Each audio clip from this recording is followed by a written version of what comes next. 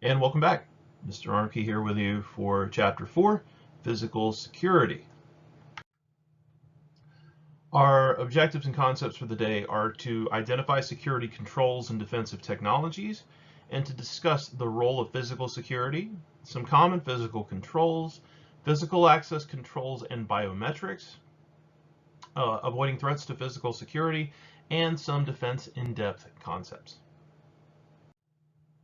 Some of our most basic equipment controls are things that you can think of right off the top of your head, like passwords, username and password combination.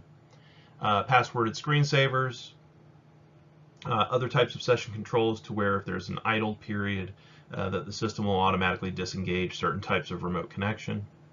Hard drive and mobile device encryption. This is especially important in areas where physical theft might be more of a potential risk.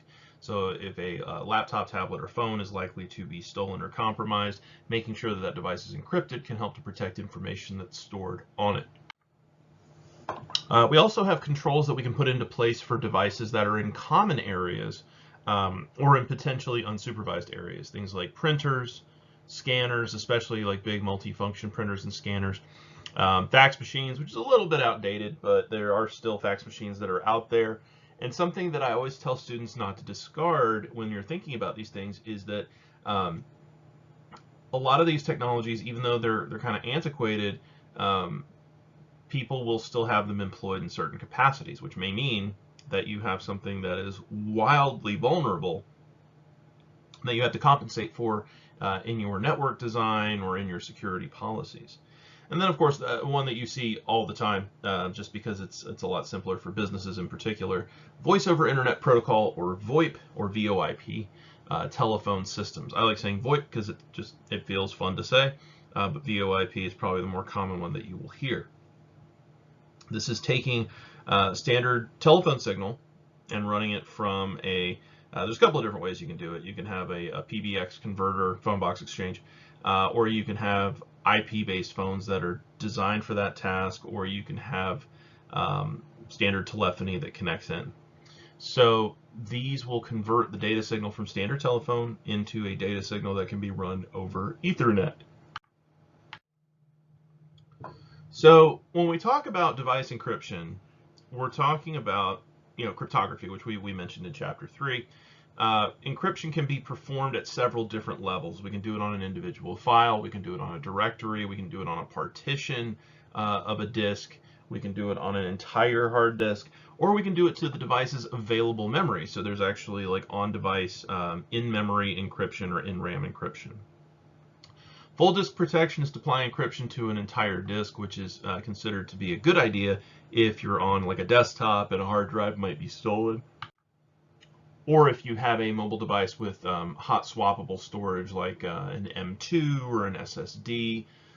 Flash drives, of course, would be a good example of this, because remember, once they have the physical device, it's just a matter of them being able to break through the encryption. So the longer that takes, or the more likely it is that the damage to the data will be prevalent, the less likely it is that people are going to want to try to do anything to it. So it's all about deterrence. And we say this throughout the entire semester, and I will gladly repeat it again and again. Some of the software that we may involve in order to do this would be things like PGP, pretty good privacy. Software like TrueCrypt, and BitLocker, which is built directly into Windows. Now this is highly relevant because BitLocker is dependent on what's called the TPM, or Trusted Platform Module, and that has come into a lot more prominence in the last couple of years because Windows 11 actually requires that you have a TPM version 2 compliant motherboard in order to be able to run Windows 11. So part of the upgrade process is like, do you have TPM v2?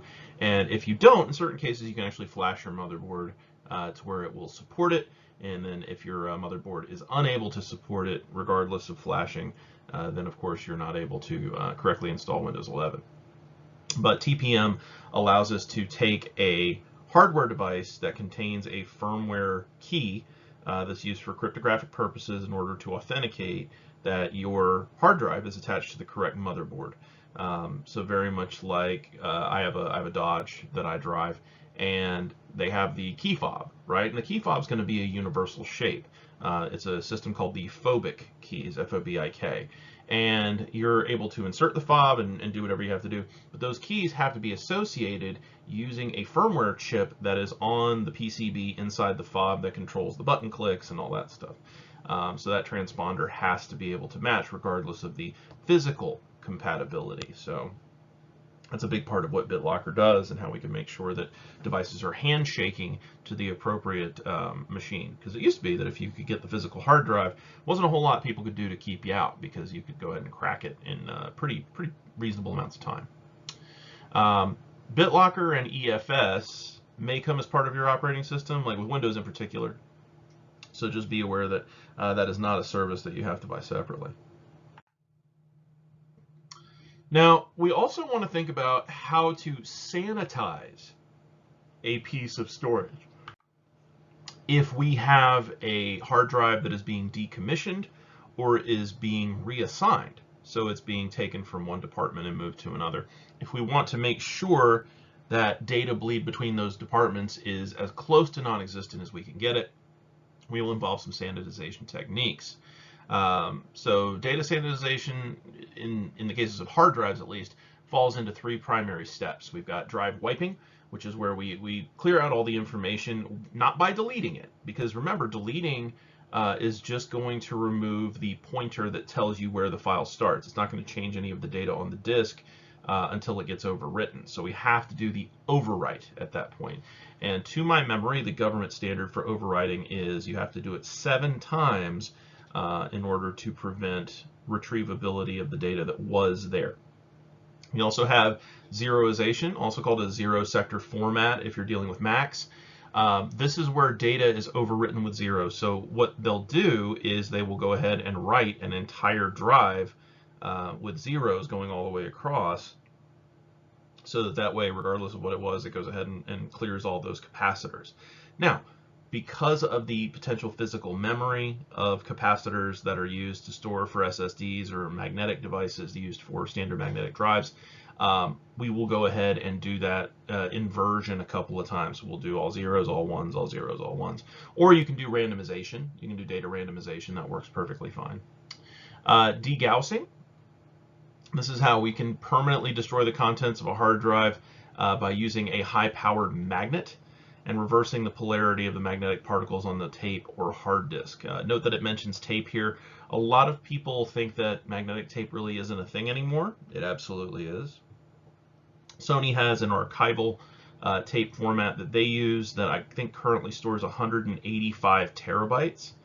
Problem with tape, and this is just a little bit of an aside, if you take you know, an A+ course or things like that, you'll go over it. Tape is a linear access method, so it uses a file system called worm, write once, read many. And the idea is that you start at the beginning and work your way forward. So as you're adding data, that's fine. Sequential data adding is good. But if you have to scan through and find something, then that's a real pain, because you have to scan all the way back to the beginning, load up the table of contents for that particular area, and then scroll forward until you find what you need. So it can be very, very laborious. So it's not great for anything like an operating system, but it's great for storage, and a lot of banks use it because it's very difficult to edit the financial records without leaving big digital fingerprints. Fax machines and printers, again, I mean, the fax machines are a little bit outdated, but we have to be aware that they do exist, and there is a cache of being able to service those devices. Fax machines and printers, because of how old they were and the environment that they existed in at the time when they were devised, they weren't made with security in mind at all. A lot of the time, unless you have a very nice printer or something else, data transmission moving between two devices is going to be completely unprotected. There's no like HDCP compliance. Like with HDMI, the device can actually tell whether the device that you're plugged into is the actual display that's going to output DRM capable video, or if there's an intermediary that's trying to capture that video and be able to store it, you know, somehow, so somebody couldn't, like, you know, illegally copy a stream or similar. With printers, you know, the data that's being sent is usually plain text, There's no ciphering or anything that's being performed. So if there was something that could intercept it, very much like a keylogger can grab keystrokes, you could have text data that's being printed even from an encrypted file or something similar being sent to the operative memory of the printer or fax that could then be captured and duplicated. The documents that are printed physically will also sit in the tray waiting for the owner to retrieve them. So unless you're hovering over it, that's not necessarily going to be beneficial to you. In an office building where maybe the print server is centralized, so that way you can all print to one place and they have to walk across the building in order to get it. Documents are also stored in memory. So again, this kind of ties back to my A+ days of something I taught for about 6 years. There are RAM sticks inside of your printer, and what that does is that is active memory that stores the data that gets sent to the device to be printed. Just as a quick aside, with printers you get devices that are sending you information, and it's usually in the form of what's called an XPS file, which is a type of bitmap. That's a one-to-one representation pixel-wise of the material to be printed. So instead of saying, hey, I'm going to send you the text file and you're going to interpret it, instead it is, pixels 1, comma 1, column 1, row 1 is black or is white if we're talking about just a standard black and white laser, and then color representations obviously become more complex. But that information gets sent and stored in memory, and it can be reprinted later. This is part of the caching process that allows you to print something out. So let's say that I'll reach back in my own memory, being a grad student a couple of years ago, and printing out a dissertation or printing out reference material or anything else. If you need to print out multiple copies because you need to be able to either keep a copy for your records, or you're submitting it to multiple people, the machine is going to say, okay, computationally speaking, it's more efficient for me to save the information in memory, print it, and then print it again without respooling it from you at your local host device. So it goes ahead and retrieves the document, whatever format it's in. It goes ahead and creates the print, and then it goes ahead and does it again. Or if something is being collated, this can be done multiple pages at a time, and that information, like on a hard drive, can be retrieved. We can also look at the device history and see who we were connected to, what type of what type of file was sent, where the directory was that it came from, when was it printed, was there a particular quality of the paper, or was it a certain size, did it use a certain amount of ink. You can tell actually from laser printers, you can tell based on the toner counters. There are counters inside that help to track when you're going to have to replace various components. So lots of potential vulnerabilities with security, especially because government agencies and large companies always like having hard copies, because it's like, oh, hard copies are so much more secure than digital. Physical copies can be hard to trace on occasion. If they go out the door in the wrong hands, you sometimes just kind of have to write them off. Voice over IP, as I mentioned a little bit ago, is voice over internet protocol. Voice signals are converted into something not unlike a WAV or MP3 file and are transmitted as data packets. I believe Opus is one that's used commonly now simply because it's open source and the compression is a lot smoother. So it's smaller data packet size, which means it transmits faster, but still has a lot of audio fidelity. It's susceptible to the same attacks that can affect any other regular data transmission device. And phone calls in and of themselves can be intercepted and captured. I remember when I was a kid, I was probably about 10 or 11, there was a catalog that my parents used to get in the mail. I can't remember if it was called Things You Never Knew You Needed or Things You Never Knew Existed. And it was almost like a Spencer's Gifts in catalog form. And they would send you things like, there was like fake dog do, or there was x-ray goggles or things like that. Occasionally they put some stuff in there that was kind of cool. There was something that you could attach to your phone line that would actually check the differential based on how many people had their handsets up at a particular time. So in a household, if I was on the phone or my mom was on the phone or whoever else, and somebody else picked up the line, this thing would detect the voltage change and light up and put up a little red LED that said, hey, your conversation is no longer secure. Problem is, it was dependent on the voltage in that particular area. So if there was a differential change on your end, or if your recipient of your conversation had one on their end, that was fine. But if there was anybody in between at the local exchange, or any of the exchange boxes in between, then that would not be something that you would pick up. So interesting little things that existed at that time, and again, that's why I'm grateful that I have been exposed to technology for as long as I have, because that is what kind of helps you to understand the evolution of this stuff over time is impressive, but the fundamentals never change. Now, we've talked about some technical stuff. Let's talk about things that are a little bit more tangible in a literal sense. Physical area controls. Things can allow you to enter or exit a particular zone in a building. First one here on our list is a PIDAS, or Perimeter Intrusion Detection and Assessment System. This is special fencing that has sensors to be able to detect intruders.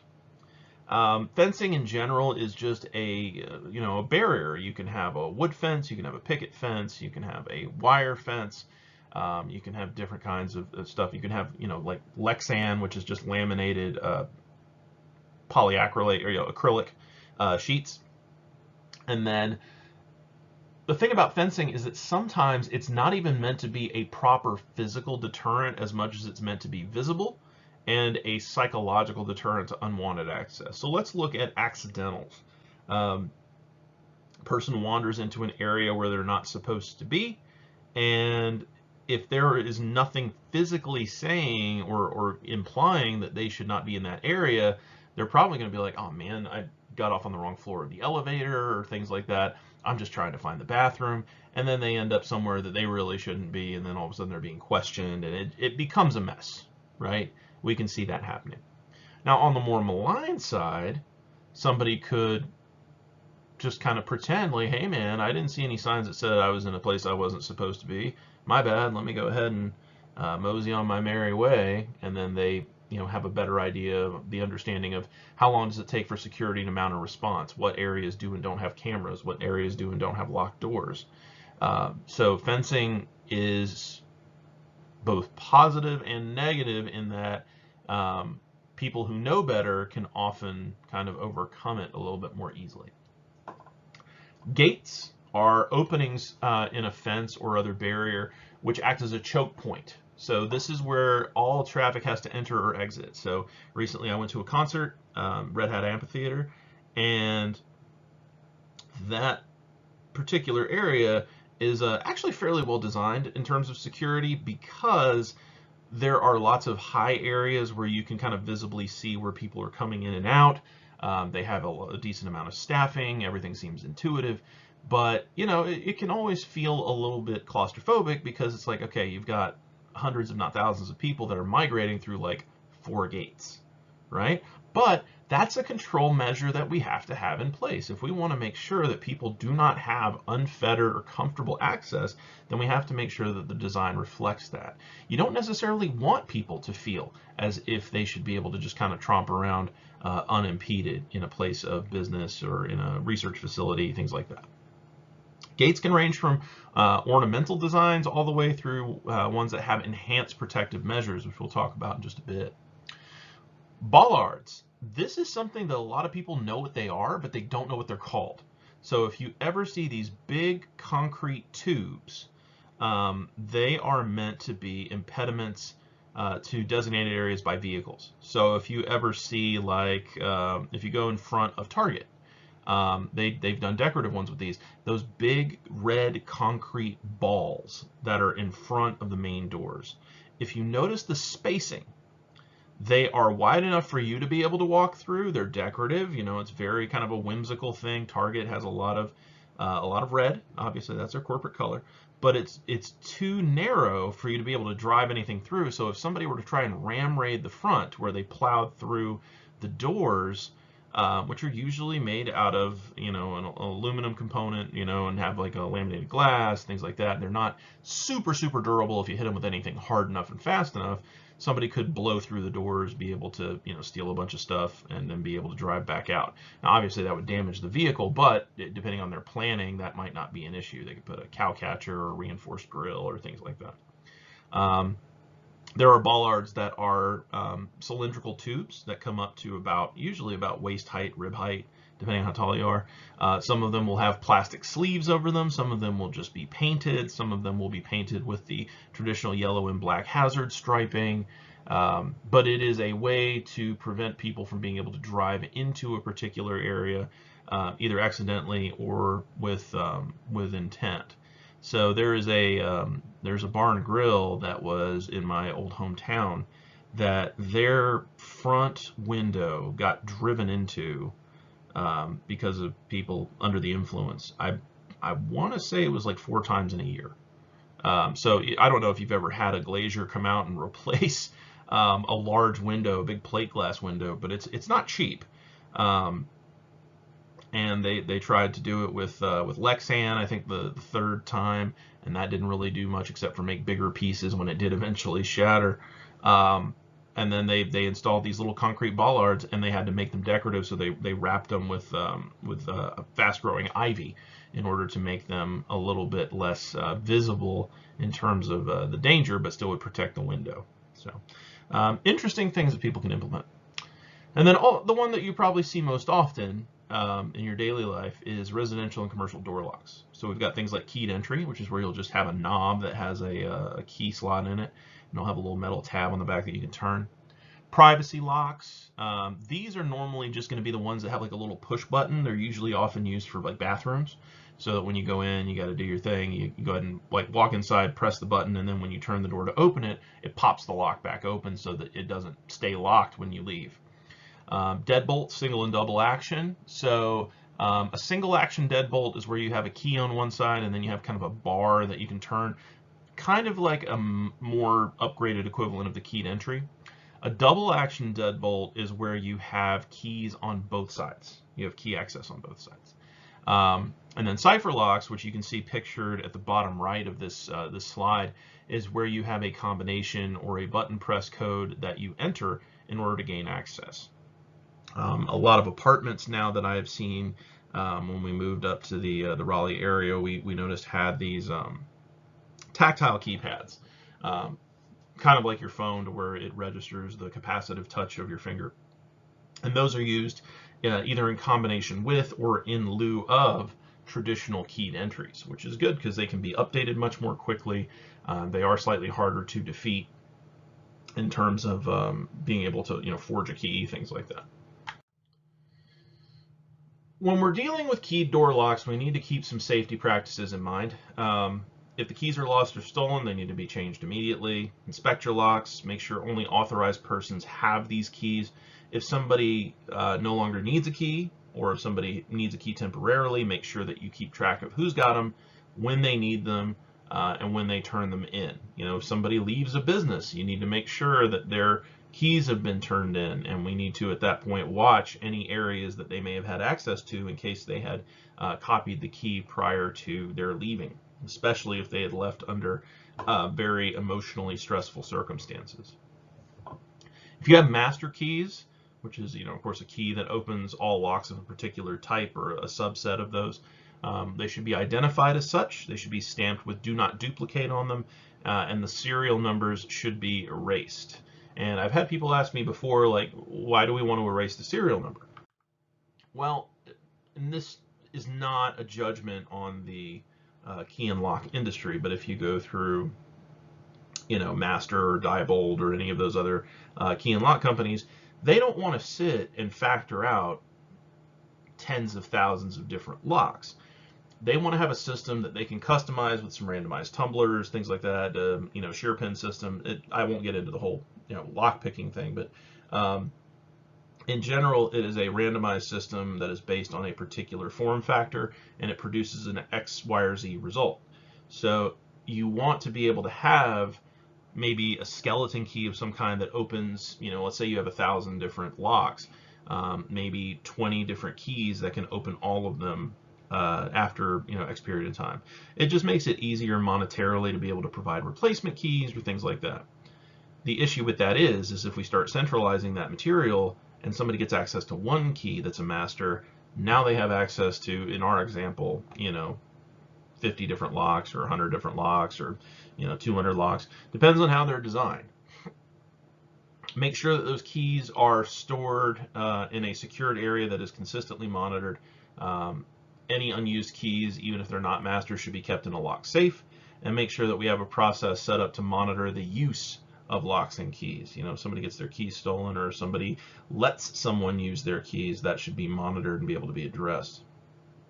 If we do not want to have physical keys to get into an area and we want to have something closer to the electronic locks that I mentioned at the end there, proximity readers are very prevalent now. This is where you have a badge, usually using RFID or similar technology, that can allow your badge to be read without being physically exposed. And usually you've got about 10 to 20 feet, 3 to 6 meters, depending on your system of measurement.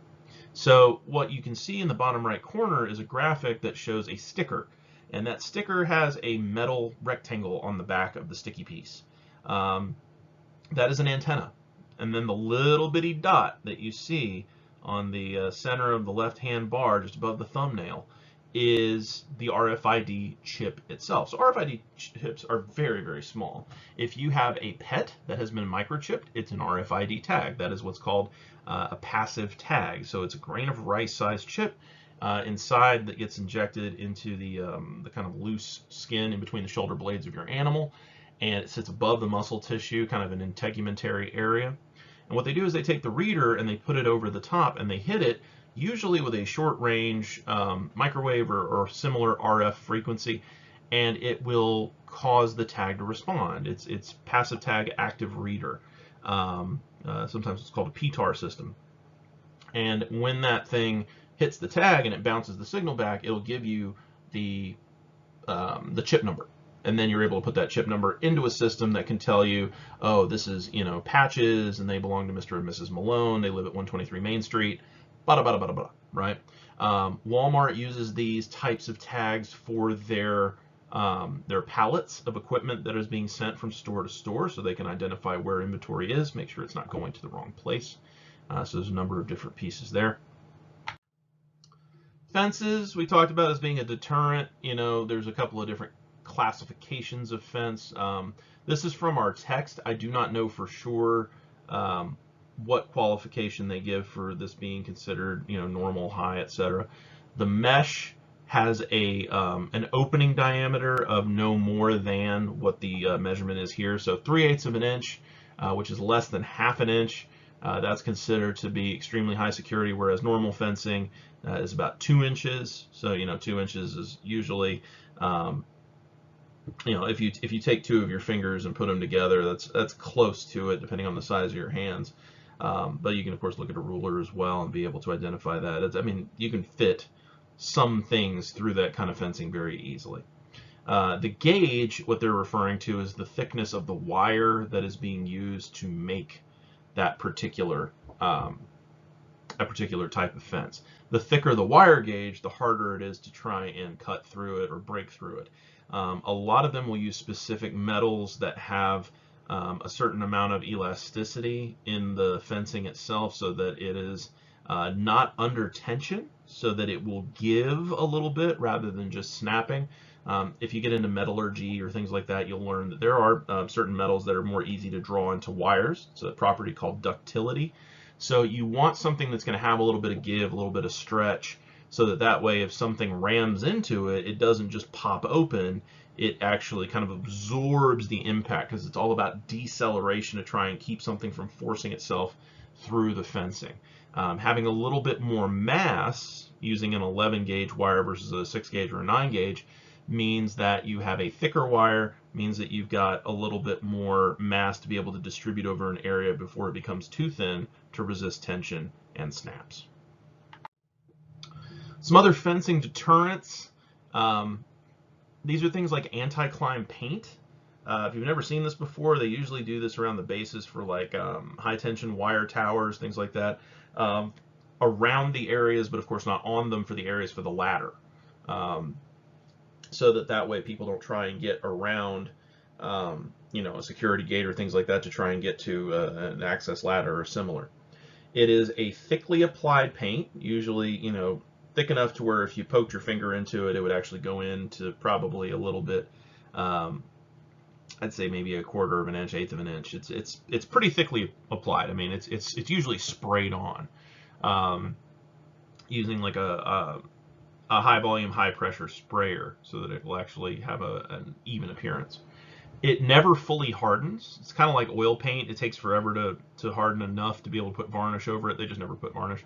And any coated surface becomes difficult to climb because the second you try and bear down and get a grip, you start displacing undried paint, and that just acts as a very thick lubricant to pass under your hands so that you kind of start sliding down whatever you're trying to climb.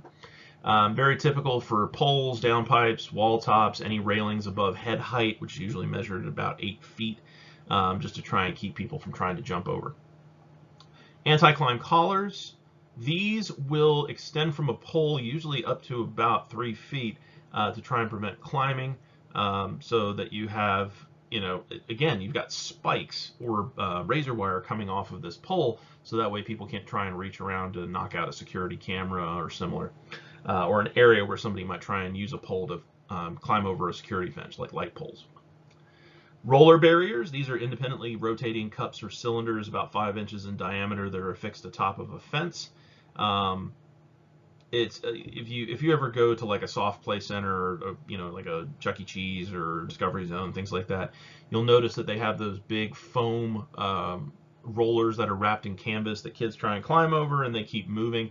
So as you try and place your foot, very much like the anti-climb paint, it moves underneath you, and you're not able to kind of bear your weight down and be able to make progress in the same way. You have to exert a lot more effort. These are usually going to be hard plastic that are mounted on a central spindle. They're found around public areas, parks, schools, things like that. They're considered non-aggressive. Again, it's deterrent, not necessarily a preventative. So we have to think about it. We're just trying to slow people down or try and keep them from assuming that there is a intrinsic level of reward in breaching security for a particular place. Rotating spikes. These are on the top of walls, gates, or fences. The collars will rotate around a central spindle, not unlike the anti-climb collar, but much smaller in diameter, and there's no gap in the middle for somebody to try and pass a pole through or whatever else. It's usually mounted around a solid spindle, and there's no climbing going on. That is actually an extension of stuff that there is evidence of in Israel and in a lot of places in the Middle East. What they would do is when they were making walls, they would usually make the walls out of clay or other soils that would harden when baked into bricks or similar types of masonry. And what they would do is, while it was still soft, they would actually set shards of broken pottery into the top of the wall. So if somebody put their hand on the top of the wall to try and grab up, they'd usually get stabbed with little fragments of broken pottery. The thing about rotating spikes is that they can actually be painted to blend into fencing, and if your fencing is kind of baroque or wrought iron, things like that, it blends right in. So there's tons of different deterrents that are out there. Some other facility controls to be aware of would be things like actual physical personnel, like sort of security guards or guard dogs. You can have people who are doing either patrol routes, or they can be on static patrol where they'll be at the top of an observation tower, or if they'll be in a video control room, things like that. Doors, man traps and turnstiles, wall ceilings and floors, specific types of wall ceilings and floors. If you are a government agency being regulated for certain types of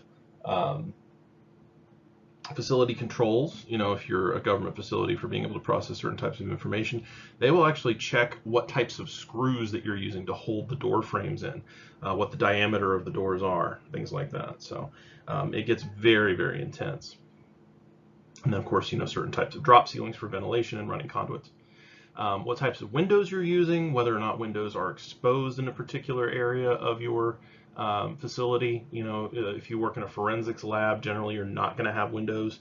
You're going to be on an inside room, so that way nobody can view what you're doing except for coming through the approved entrance. The construction of the building, whether or not it uses a certain type of joist, or what thickness of cabling they're going to use, what gauge, how the electrical wires are placed relative to other types of data transmission to avoid interference. And then, of course, video surveillance, which ties back into the guards and dogs I said at the beginning. So the types of doors you might see would be things like industrial doors, which are going to be heavier duty. Sometimes they'll be double paneled. Sometimes they'll be solid core, reinforced material. Vehicle access doors, which are going to usually be like bays, to where you're going to have something that's a very wide entrance, a little bit taller, and the doors will usually be on like a rail system, almost like a sliding barn door. Bulletproof doors, especially if there's a supposition that something like money or other sensitive information or personnel would be behind it. And then vault doors, of course, like you would see in a bank. Turnstiles slows the flow of traffic. It's another choke point, like we talked about before, just trying to make sure everything funnels through a particular area. This helps to screen individuals and authenticate them prior to entering an area. You can use this in combination with RFIDs, with facial recognition, with ticket keeping, or similar. Man traps. These were lodged in my mind pretty firmly by watching the first Resident Evil movie around the year 2000. And if you've ever seen the film, you know why. But there is a sequence where they enter a hallway in between a secure area and a non-secure area. And that hallway is to act as a barrier to prevent easy access from one to the other. If you just have one door, you have one point to get through. If you have two doors, not only do you have 2 points of entry to get through, but you have to traverse a certain amount of space to get from one to the other. Now, the idea is usually that only one door may be opened at a time, so that somebody can't just barrel through. But you have, you gain entry to the first point, you walk inside, you come to the second door, you authenticate there, and then you pass into the secured area. Like almost anything else we've talked about with this, it's all about deterrence. So again, this just kind of slows people down.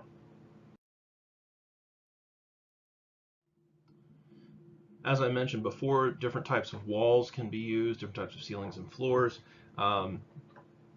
There are both regional and federal standards, depending on whether or not you're a certain particular agency, if you're affiliated with a different individual. If you have raised floors, you'd be able to run conduit or cable underneath for like a data center. It should be grounded in non-conducting floors. Any false flooring or raised flooring of this type should mean that the walls should extend beneath it into a solid construction. You want to avoid any kind of false walls. You don't want anything that's going to be kind of a potential breach point that would not necessarily be noticed on initial inspection. Windows. Talked about this a little bit earlier, but I wanted to bring up some extra points. Standard windows are the lowest level of protection. They're usually, if they're glass, they're pretty easy to break. Though they are a little bit more resistant to scratching, whereas certain types of polycarbonate, because they are resistant to shattering, tend to show a little bit more of scuffing and can become dulled over the years and will need to be resurfaced. Polycarbonate acrylic is very similar to what they use to make plexiglass.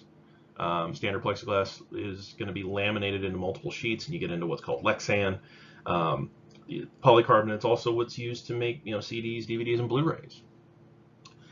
Wire reinforced glass is where we will laminate two pieces of glass or polycarbonate together with a wire mesh in the middle. And this wire mesh is usually very thin, so it's not going to affect visibility significantly unless you're right up against the glass looking at it. But that is going to provide a different lattice style structure to be able to resist and disperse impact. A lot of people don't think about this when they're thinking about breaking an object, but it's all about deceleration.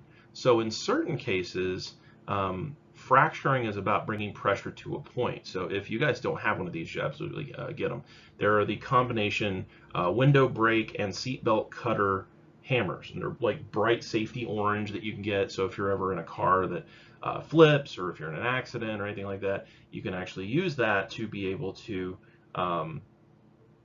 break a window to get out of your car if it's damaged, especially if there's a fire or something similar, or be able to cut through your seatbelt, because that type of stuff isn't meant to break. And if the seatbelt is stuck or jammed, or your body is in a position that you can't really reach the release latch, you want to have that type of device.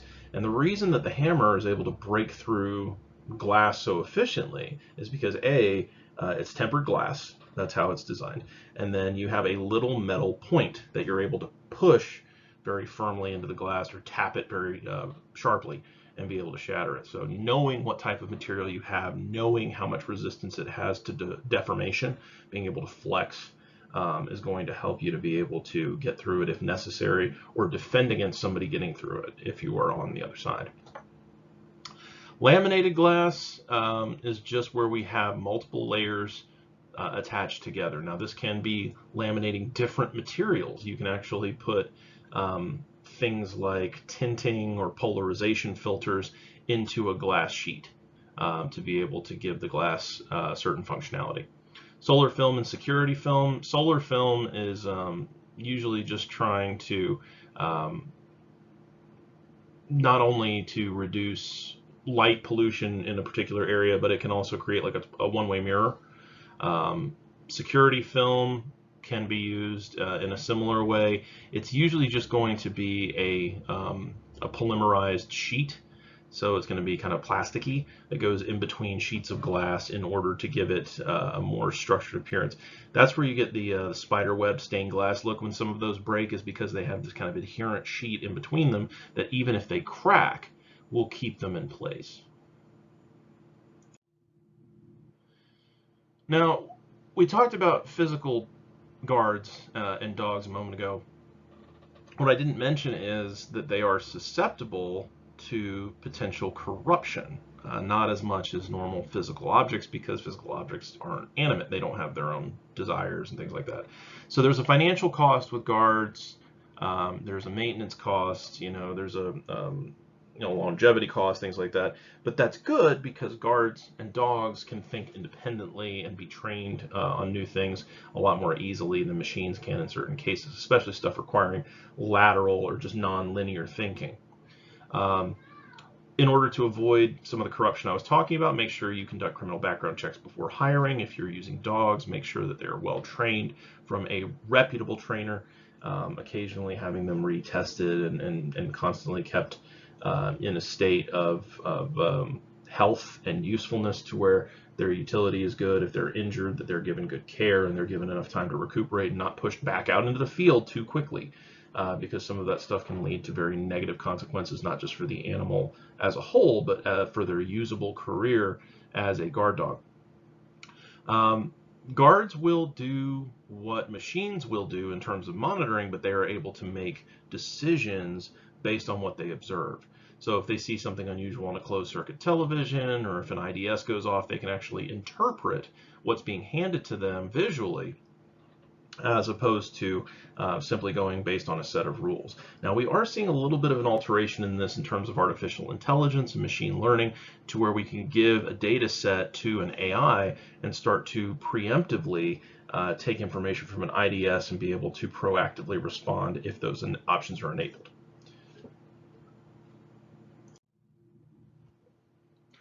Construction design, functionality, things like that, we always have to make sure that we have our physical security correctly structured. And this is something that I tell people in every industry, not just as technology students, things like that. If there is any form of security to be considered, it cannot be in the last phase or near the last phase. It has to be very early on. Security has to be intrinsic to your design, or it will fail.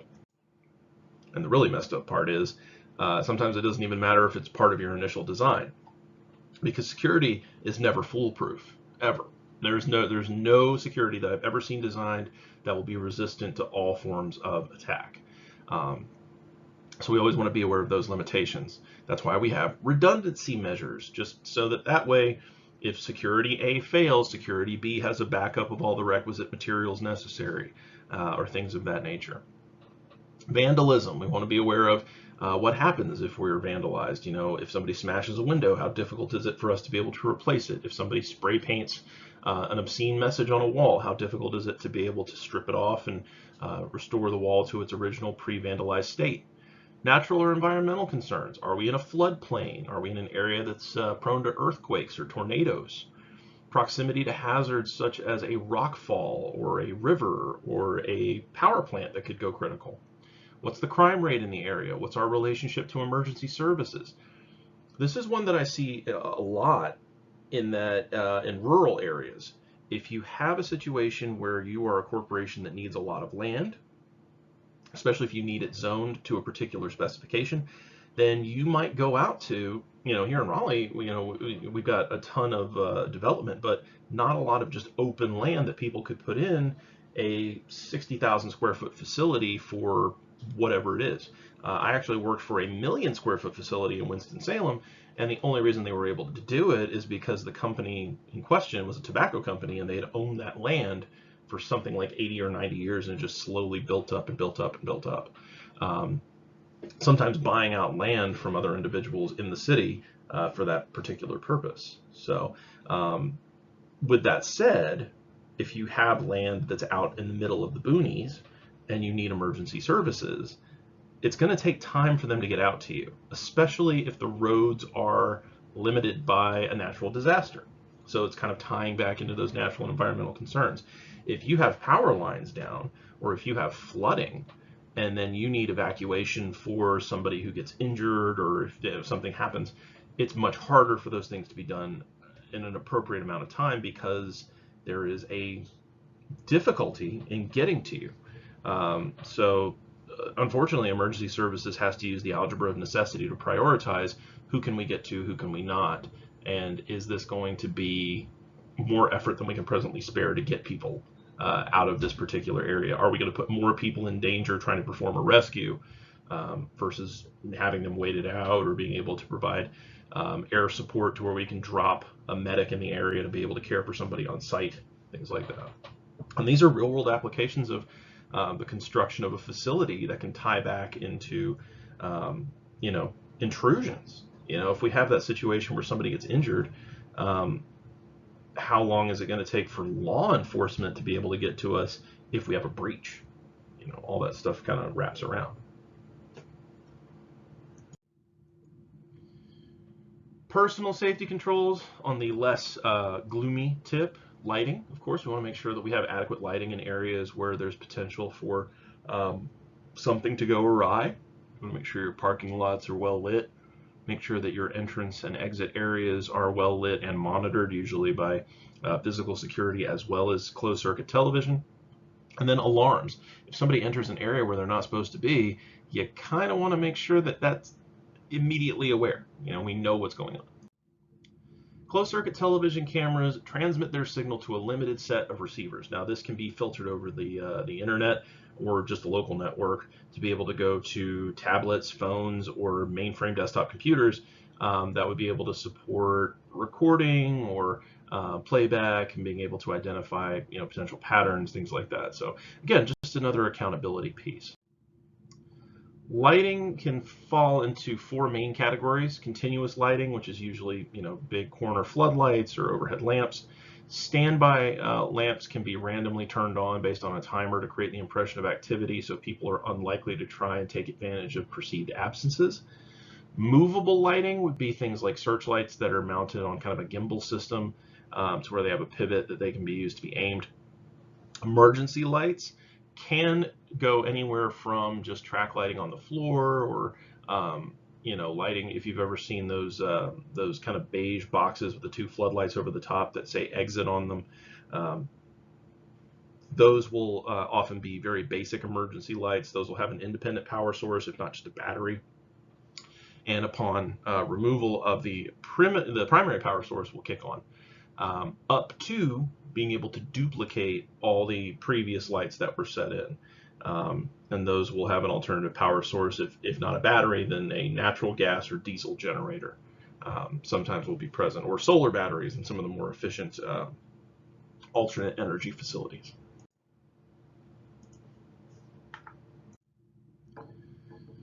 So when we're dealing with alarms, we want to make sure that we have different types of alarms and different types of responses for those alarms.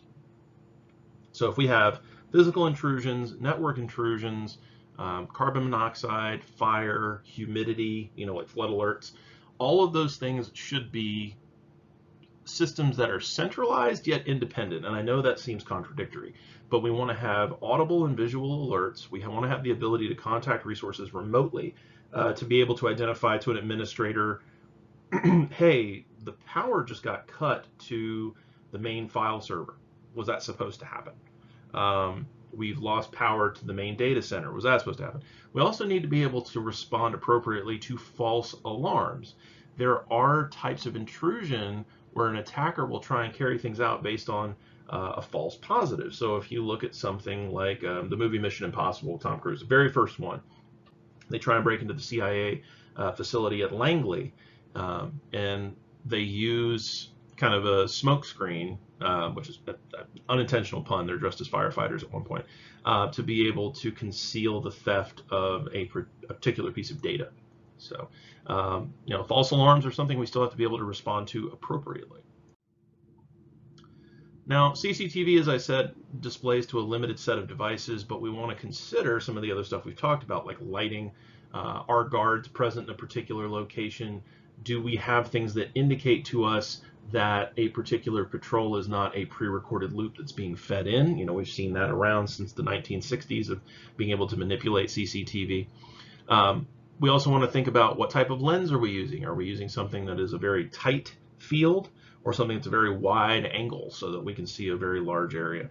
Are we losing detail based on the focal length? So if we can see a broad distance, but we're not going to see a lot of detail, is that more problematic than focusing on a gate where we might even be able to see faces for the purposes of AI-based facial recognition?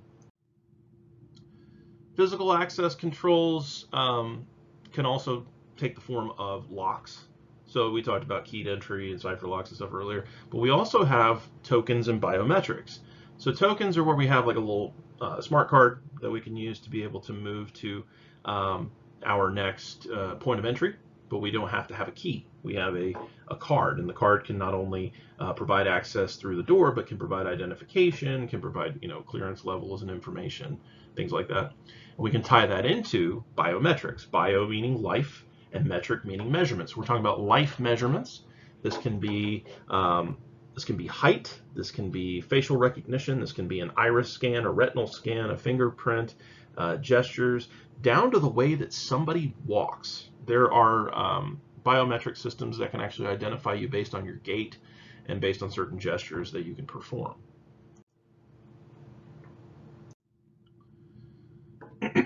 Locks tend to fall into two categories: warded and pin and tumbler. These are mechanical locks. And the cipher locks are programmable, but they operate on the same principle of being able to slide a metal shank back and forth on a cylinder to be able to keep the door fast by means of holding it into an angled slot frame.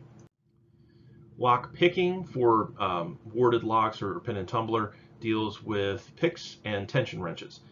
Very small angled flathead screwdrivers that will hold the various cylinders of the tumbler in place as you try and turn the main cylinder of the lock itself, the main shackle. The picks are very much like a dentist's picks, to where you have a long rod with a pointed tip on the end to be able to, again, kind of probe and figure out where a particular cylinder is going to sit in that lock. Tokens can fall into a couple of different categories. Active electronic tokens have the ability to transmit data. Contactless cards have information read off of them. An electronic circuit can be present. If you look in the bottom right, you can see the smart card chip, which is very much like the auth chip that you may have on your bank card. The access material on there as well may be a magnetic stripe, so you may have two pieces to where it actually reads the magnetic stripe and then verifies it using the contact pad of the smart card. Now, what we can see in the upper right is kind of the process of how tokens are used to be able to identify a user correctly. And we see that the user is going to go ahead and check their little token. Maybe they have a key fob like you see on the bottom left. It's kind of a mock-up of a VeriSign token. And the person is going to enter their username and their password.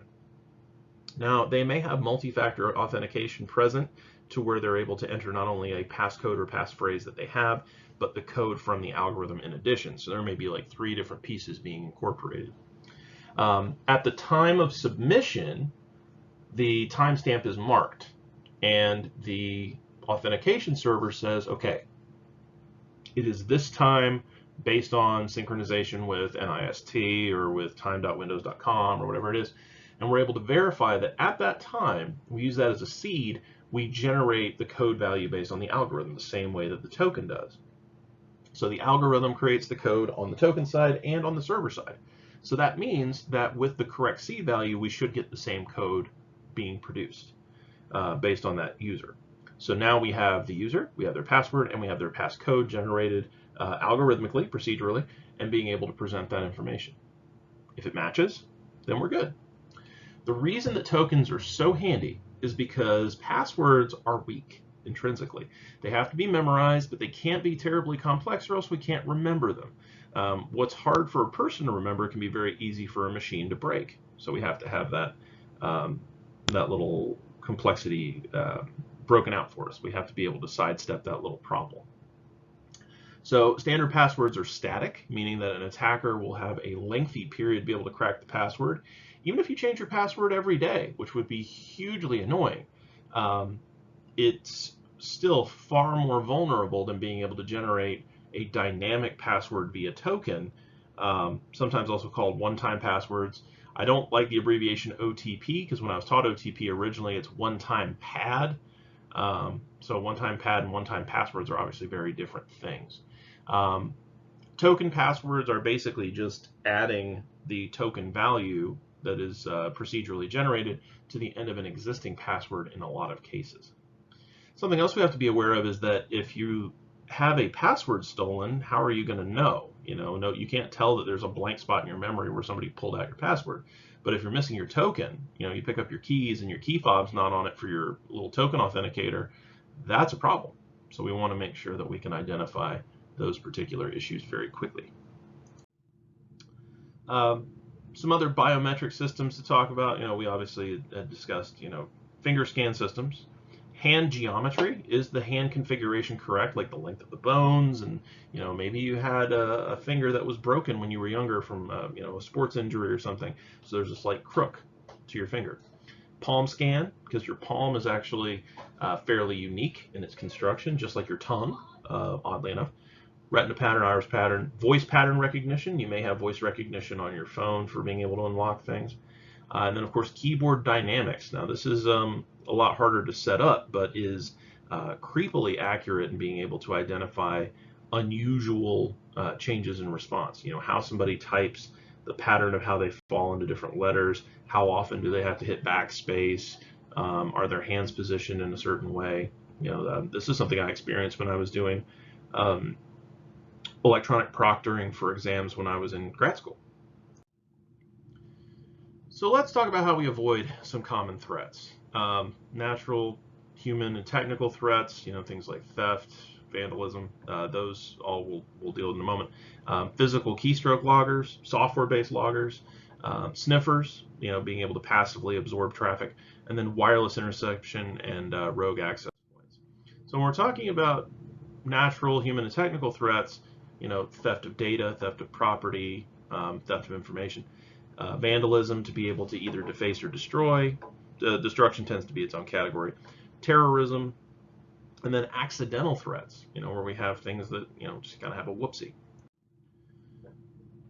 Keystroke loggers will record everything a person types on a keyboard. You can either be the cable itself inside the keyboard, software on the system, a dongle that plugs into the back of the machine.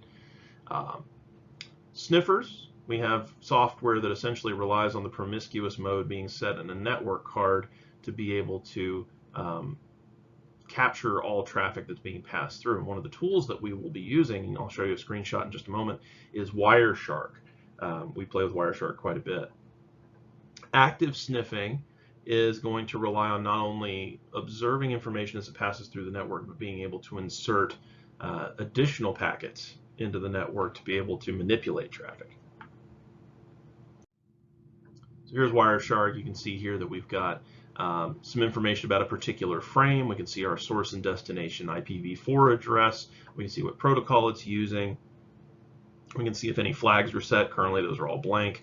And not only can we see the interpreted information, but we can see the raw hex information down in the pane below. We've also got some various types of wireless intersection that can happen. We're going to talk about these in a lot more depth when we get to Chapter 8, which is going to be wireless vulnerabilities, but we've got some things we'll talk about right now. Bluejacking, which is a type of Bluetooth-based attack.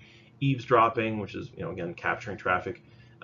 Open authentication, where we don't correctly authenticate things on a private basis. Rogue access points, which is where somebody just plugs something into the network without having it properly integrated and set up with proper security. Denial of service, which we know is all about trying to flood a system and trying to prevent people from being able to gain lawful access. And then false access points, which are trying to trap traffic. The concept very near and dear to my heart that incorporates a lot of the things that we've been talking about in the past 30 or so slides is defense in depth. And this is the concept of layering controls one on top of the other. These can be physical, administrative, or technical controls. We never want to put all of our eggs in one basket. You've heard that, I'm sure, because if you drop the basket, then there's a possibility that all your eggs will get broken, right? So the idea here is if we have things distributed over different attack surfaces and things like that, it is much more difficult for somebody to get all the way through.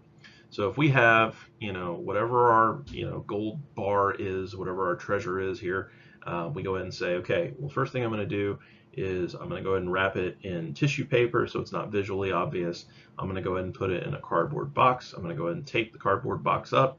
I'm going to take that cardboard box and I'm going to go put it in a closet. That closet is able to be locked. That's in a room that's able to be locked. And that is in, an apartment complex. So somebody has to figure out what building it is, be able to get through the first door, find the correct room, find the closet, find the box, figure out what's inside, and be able to get to that. So I know that's a very simplified example, but that's the general principle of how do we make sure that people cannot get into different things based on the strength of different types of penetration and exploit attacks that are out there. We got to layer them up. We want to strive for a minimum of 3 layers. In the real world, it would be much more like the perimeter of the building, so a fence around the parking lot or similar. The building exterior would be the roof, walls, floors, doors, and ceiling. And then the 3rd layer would be your interior controls. So if you'll notice throughout this entire chapter, I've been trying to kind of get you to look at physical and logical controls beside one another, because as I said a moment ago, you don't want to have security be an afterthought. You want to have it there from the very beginning so that way it's intrinsic to how you think about security in a physical and non-physical aspect. So what did we talk about today? The role of physical security, common physical controls, physical access controls and biometrics, avoiding threats to physical security, and defense in-depth concepts. We covered a fair amount. It's been about an hour. So that's the end of Chapter 4. Thank you so much for your time and attention, my people. I very much appreciate it. If you have any questions or concerns, as always, you can contact me through the various communication channels I've already set up. We've got email, we've got our my office numbers and the contact information on Blackboard. Leave a comment here on the video. Or just come on by the office. Say, hey, I'm always glad to see students and try and elucidate further things that might be a little bit cloudy here. And your feedback helps me to clarify things for future students in future semesters. Always trying to improve, and that starts with us working together. So until next time, thank you so much, and I will see you then.